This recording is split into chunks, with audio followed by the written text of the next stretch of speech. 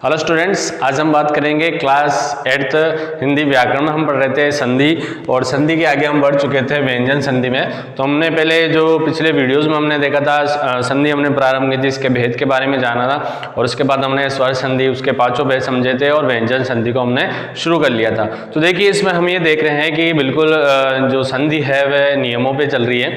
तो इन नियमों पर किन वर्ण हैं, जो चाहे स्वर है चाहे व्यंजन है, इनके किन वर्णों के मेल होने से या कोई परिवर्तन होने से किस तरह से एक नया व्यंजन बनते आता है और एक नए शब्द की उत्पत्ति होती है। ठीक है, तो आज हम व्यंजन संधि में अगले नियम की ओर बढ़ते हैं।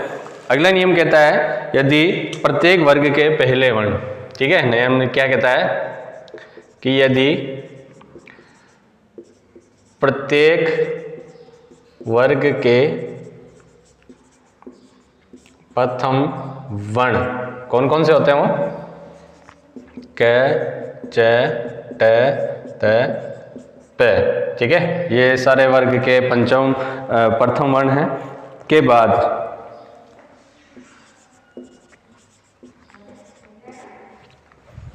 बाद न, ठीक है,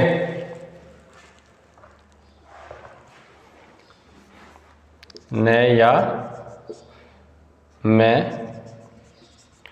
आए तो। अब देखिए इस कंडीशन में क्या करना है,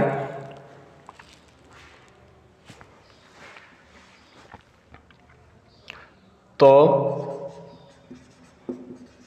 प्रत्येक वर्ग के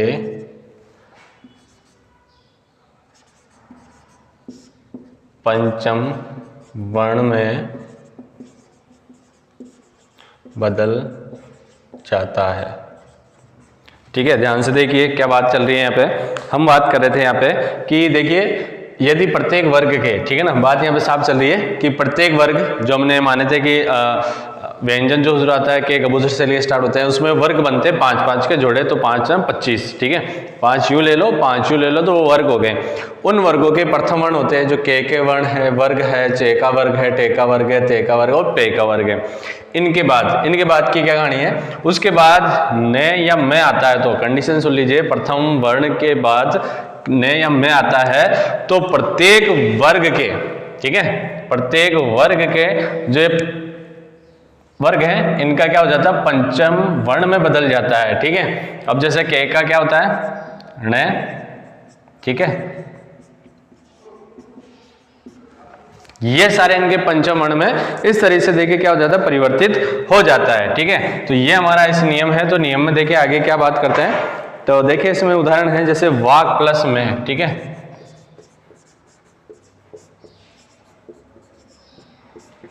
वाक प्लस में।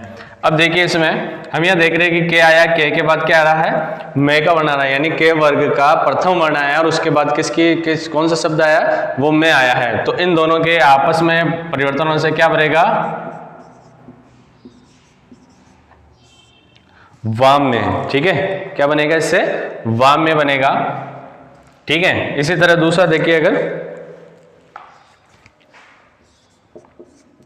षट प्लस मास, ठीक है, तो इसका पंचम वर्ण क्या होगा, षणमास। ठीक है, और ये चीज ध्यान रखें, यहां हम व्यंजन रखते हैं ना, तो व्यंजन के नीचे सब में हलंत आता है। ठीक है, तब वो क्या कहलाता है, व्यंजन कहलाता है। अगर यहाँ पे पूरा टे लिख देता हूं तो टे के अंदर तो किसका,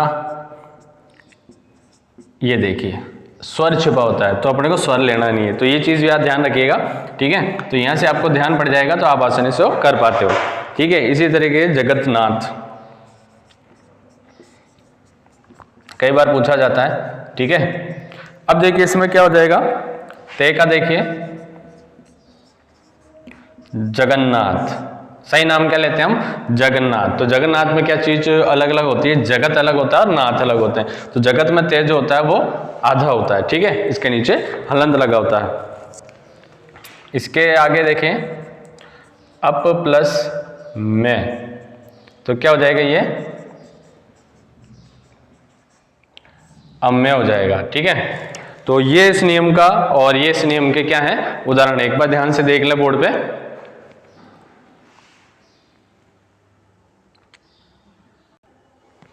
ठीक है, अगला हम नियम देखते हैं।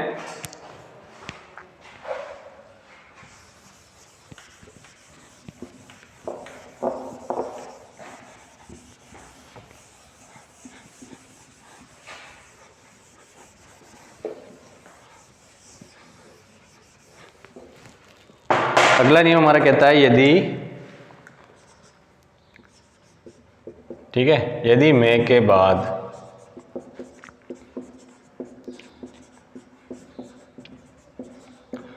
कोई स्पर्श व्यंजन, ठीक है, क्या दिख रहा है, यदि में के बाद कोई स्पर्श व्यंजन आए तो में किस में परिवर्तित होगा, तो में जुड़ने वाले, में से जुड़ने वाले, ठीक है, आगे क्या बात करें, में से जुड़ने वाले वर्ग का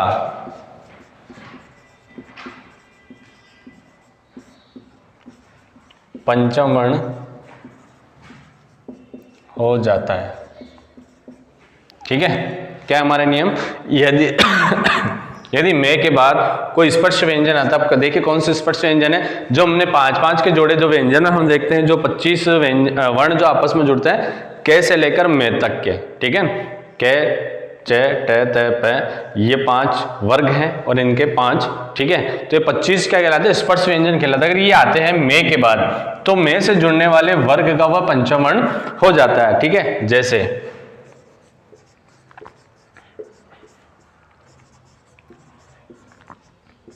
हेम प्लस कार, तो देखिए क्या बनेगा इसका, अहंकार। ठीक है, अब ये देखिए हम बात कर रहे थे यहाँ पे में के बाद कोई अगर स्पर्श व्यंजन आया तो के एक स्पर्श व्यंजन ही है। ठीक है, तो इसी का क्या होगा, पंचम वर्ण बनेगा। क्या बनेगा वो पंचम वर्ण, ये क ख घ ण, ठीक है, अहंकार। ठीक है, इसी तरह दूसरा देखें हम,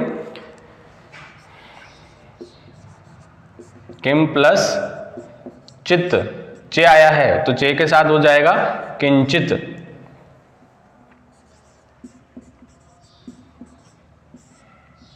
ठीक है, तो ये देखिए जो अनुस्वार में परिवर्तित हो रहा है, ठीक है ना, तो पंचम वर्ण हो जाता है, या फिर हम बात करें अनुस्वार हो जाता है।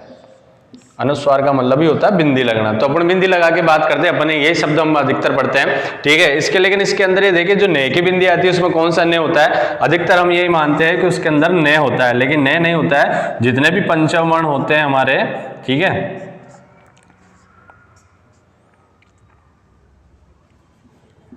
ये सारे पंचम वर्ण होते हैं, इनमें सब में ने का साउंड आता है। ठीक है ना, किसका आता है, ने का। तो अगर कभी आप उच्चारण करते हो तो आप देखना। ठीक है, तो और इसके बाद देखिए हम सम प्लस गम,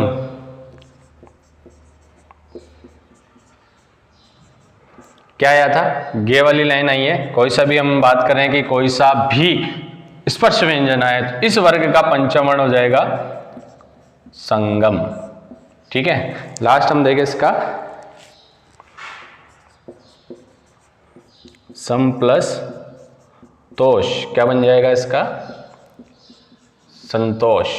ठीक है, तो ये इनके पंचम वर्ण रह गए सारे के, जितने भी हम वर्गों की में के बाद जो जितने भी वर्ग आते हैं, स्पर्श व्यंजन आते हैं, उनके ही अनुसार उन वर्ग का पंचम वर्ण हो जाता है।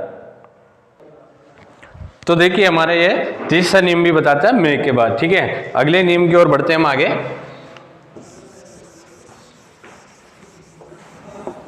तो आप इसके साथ साथ ये भी देख रहे हैं कितने सारे ऐसे शब्द रह गए जिसको आप बनाना धीरे धीरे सीख भी रहे हैं, यानी उन ऐसे शब्द हैं उनके अंदर जो वर्ण आते हैं उन वर्णों में कैसे आप है ना जोड़ते हो, कैसे उनको अलग करते हो, तो ये नियमों के ध्यान हो रहा है। तो देखिए इसमें अगर आपसे क्वेश्चन पूछा जाता है, अगर व्यंजन संधि आती है तो उसमें अगर आपसे पूछा जाता है केवल व्यंजन संधि ही पूछा जाएगा। स्वर संधि में थोड़ी दिक्कत होती है, क्योंकि एक स्वर संधि में अगर कोई सा भी मानो तो वो यही पूछेगा कि स्वर संधि का भेद।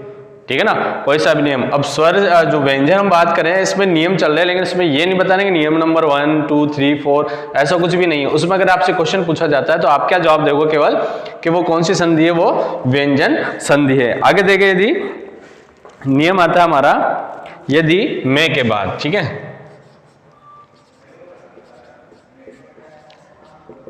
यदि में के बाद क्या चीज आ रही है, जो आपके अंतस्थ और ऊष्म व्यंजन है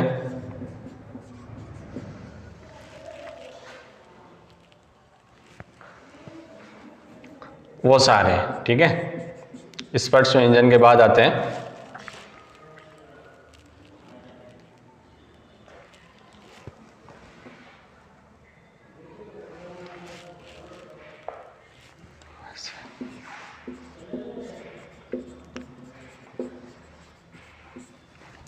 किसी भी वर्ण से मेल हो तो, ठीक है, मैं जो है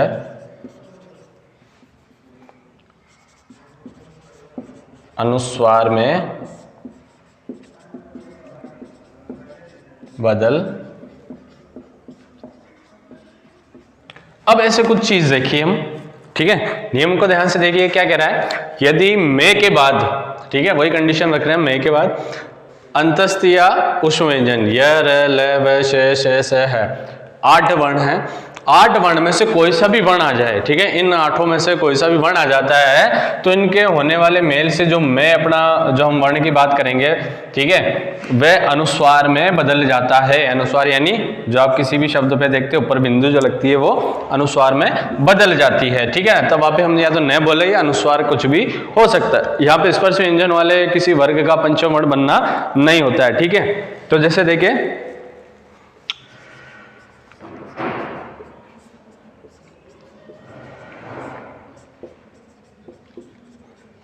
ठीक है, हमने लिखा है सम प्लस योग, ठीक है, में के बाद क्या आया, ये आया, यानी इन 8 वर्णों में से ये आ गया, तो क्या बनेगा इसका संयोग, ठीक है। इसी के देखिए अगला सम प्लस रचना, क्या बन जाएगा इसका संरचना, ठीक है। और आगे देखें इसमें सम प्लस वाद, क्या बनेगा इसका संवाद, ठीक है। आगे और भी देख लें हम, सम प्लस हार, इसका क्या बनेगा संघार, ठीक है। तो ये हमारे कुछ नियम हैं जो व्यंजन संधि के बारे में बताए जाते हैं। जो व्यंजन संधि के अलग अलग नियम होते हैं, इसके भेद ही कह सकते हैं, लेकिन इसमें वो चीज़ नहीं है कि आप इसी की पर्टिकुलर एक भेद के बारे में बताते हो। क्वेश्चन पूछा जाता है कि जैसे संहार आपके एक शब्द दे दिया गया तो उसमें संधि बताइए, तो संधि आप क्या बताओगे, सीधा व्यंजन संधि बताओगे, ठीक है। अगर टुकड़े करने गए तो नियम आपको ध्यान होगा कि में के बाद ये 8 वर्णों की जो बात कर रहे हैं, इसके बाद अगर में का क्या हो जाता है, वह अनुस्वार में बदल जाता है, ठीक है। तो ये रही थी आज का हमारा जो टॉपिक था व्यंजन संधि का। तो उसमें कुछ नियम है, अगले वीडियो में और कुछ नियमों के बारे में बात करेंगे और आगे बढ़ते हैं, ठीक है। तब तक के लिए धन्यवाद।